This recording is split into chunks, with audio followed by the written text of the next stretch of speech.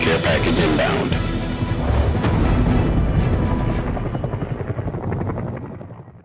Okay, I've said it before. Marriage is the darndest thing. You've got two people here, and they're in love. I mean, they love each other. There's something special about this person. He's the one. I know he is. Girls, you know what I'm talking about. That I'm gonna marry this man. That's us.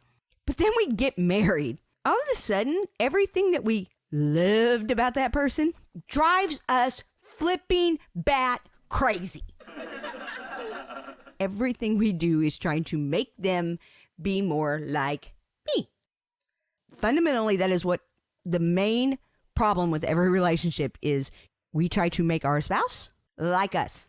There's a reason he can't be like us.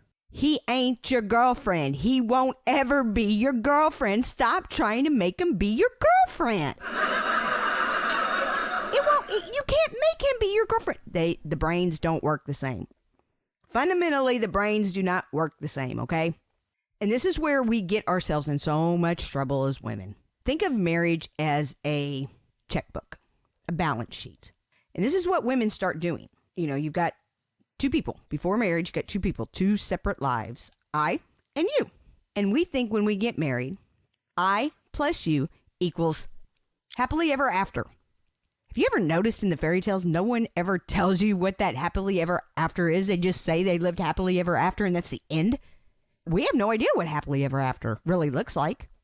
And this comes back to perception. And I've always said, I always tell my kids, it's not really magic. It's not magic. What's going on? When the fairy godmother waves her wand, she's not magically transforming Cinderella. No. If you think that, you're setting yourself up to fail later on in life. When she waves that wand, that's her changing Cinderella's perception. Cinderella no longer sees herself as the poor, mistreated stepchild. She sees herself as a beautiful princess. There's no magic going on there. It's just the wand is changing the perception. That's all it is. Okay, so you have I plus you, and we got a happily ever after going here.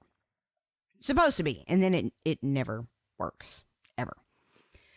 All of a sudden, we get this power struggle going. I versus you. Everything's out of balance. It's like a seesaw, and we're trying to force the other person to, see it our way. We're working against them. And us women who are fixers, all of a sudden, then we try thinking that, making our husbands happy. Basically living for them. Being codependent is what's needed.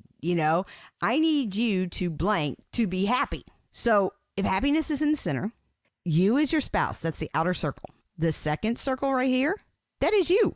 Notice there is not much space here. I mean, they're completely overlapping here. This is not cool.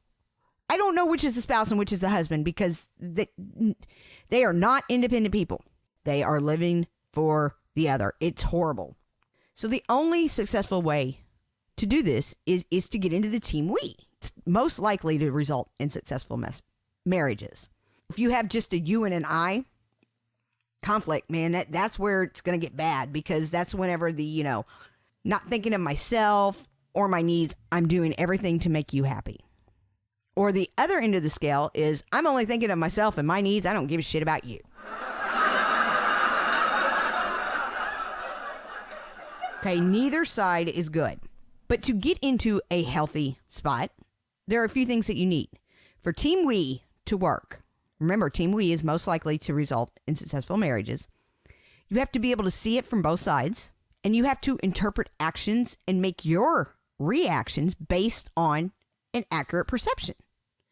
And then communication just flows. Communication is not the problem. We've established that. It's part of the problem, but it is not the main problem. And so to get in the right mindset and to make sure that communication's flowing right and seeing it from both sides, to stay focusing on the positive, not on the negative in our marriage, I literally started a checkbook. Every time something good would happen, I would make a deposit. Okay, it looks something like this. Bought our first house, $10 deposit. Our daughter was conceived. Yeah, they're $10 deposit. Our daughter's born, another $10. Our son was conceived. Son was born. Every time something good that we did together or that affected both of us, we would make a small deposit in the bank.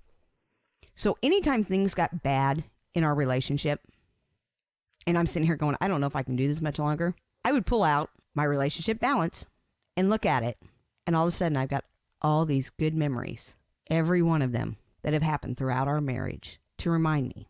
See, that helps keep it at a zero balance. When I start looking at it as you're not doing, or you won't do, I do everything, you won't do anything, you never do da-da-da-da-da.